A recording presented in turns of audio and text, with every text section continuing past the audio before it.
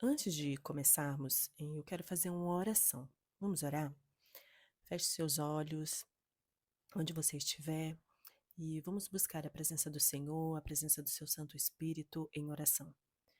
Pai, nós queremos clamar a Ti, Senhor, para que, primeiramente, para te agradecer por tudo que o Senhor tem feito por nós, pela Tua graça redentora, pela Tua misericórdia. Obrigada, Senhor, por nos alcançar.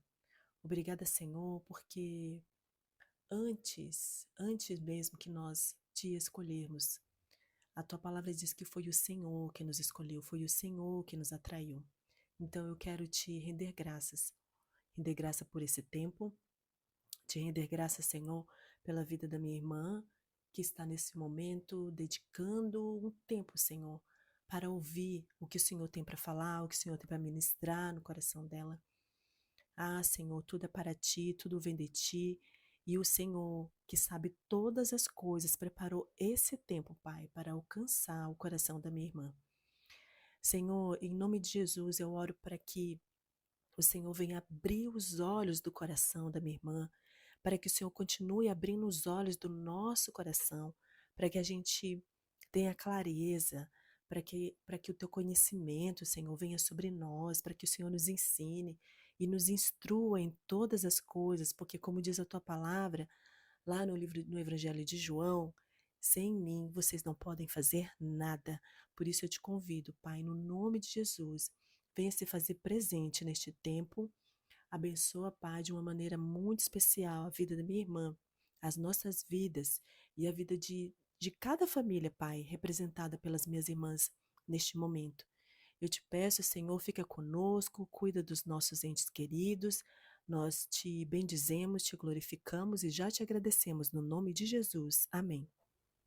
Muito bem-vindas, sejam todas muito bem-vindas a esse projeto de que o Senhor colocou no meu coração para compartilhar com vocês a palavra do Senhor. O Senhor concedeu essa estratégia diante de tantas tentativas, eu pensando, Senhor, como que eu faço para compartilhar isso com as minhas irmãs?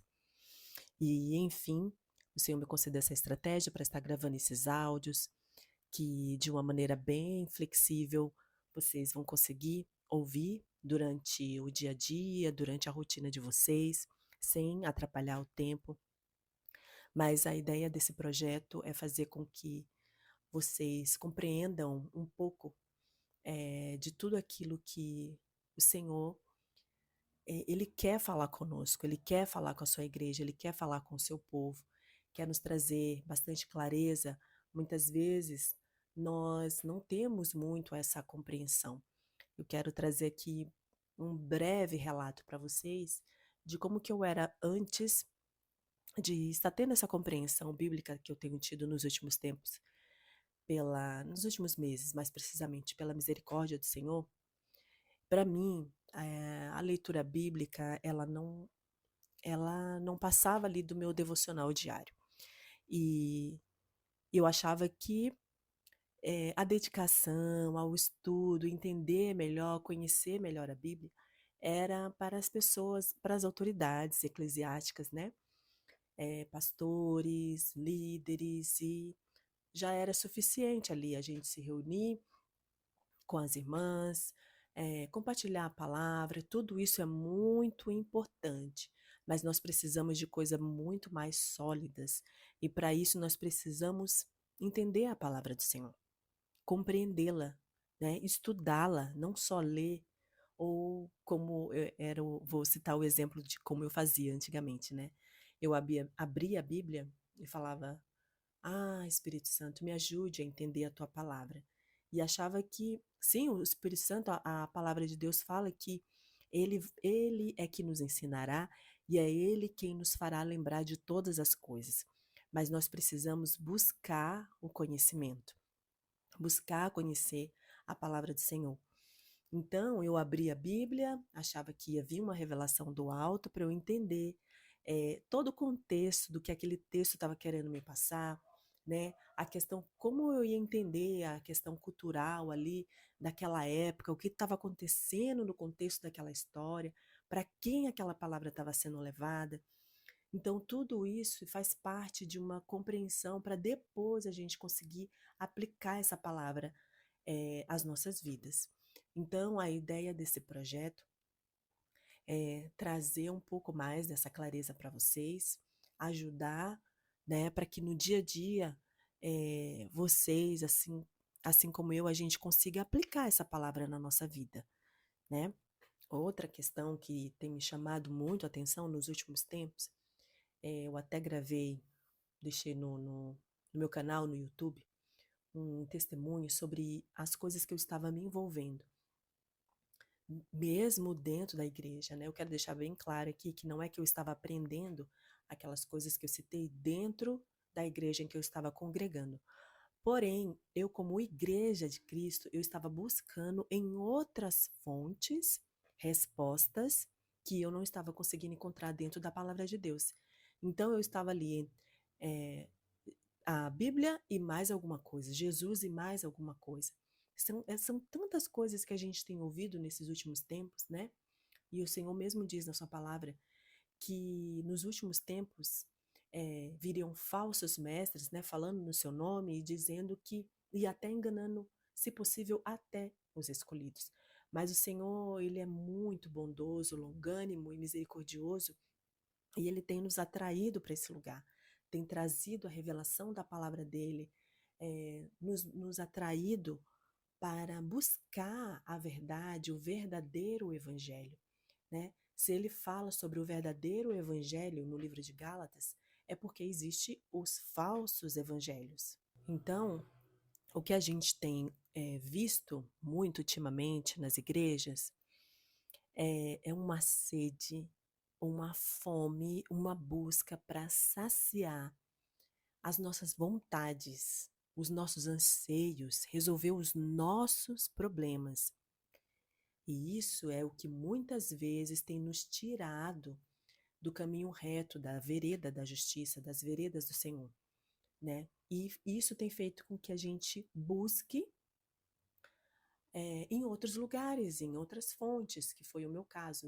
Eu busquei muitos conhecimentos, acessei muitas informações fora da palavra de Deus, fora das Escrituras. E por isso eu quero começar com vocês, fazer um estudo do livro de Gálatas, que esse livro que Paulo escreveu vai nos conduzir a exatamente esse tipo de questão que estava afligindo ali a igreja da Galácia. Antes de nós passarmos para a leitura do livro de Gálatas, eu quero fazer uma explanação aqui sobre o que nós vamos conversar nos próximos encontros. Vamos falar sobre o que são esses falsos evangelhos. Vamos falar sobre o evangelho do mérito, que é um evangelho legalista, né, que nos dá a ideia da aceitação de Deus, que vai depender do comportamento, das regras, do currículo, né, o nosso currículo espiritual, e a cruz deixa de ser suficiente. E aí a gente vive tentando conquistar o favor divino através de um esforço próprio. E esse resultado acaba sendo um orgulho, culpa constante. A gente acha que nunca está agradando a Deus o suficiente e nesse caso nos falta paz. Depois nós vamos falar sobre o evangelho da performance, né? Uma vida cristã que precisa ser totalmente produtiva, um autocontrole, um desempenho espiritual, eu faço, aconteço. E aí o eu acaba ocupando o lugar de Cristo. E as pessoas passam a acreditar que o crescimento espiritual depende principalmente da sua capacidade pessoal. Isso nos causa cansaço, nos causa uma fadiga emocional, né? Um ressentimento, é terrível.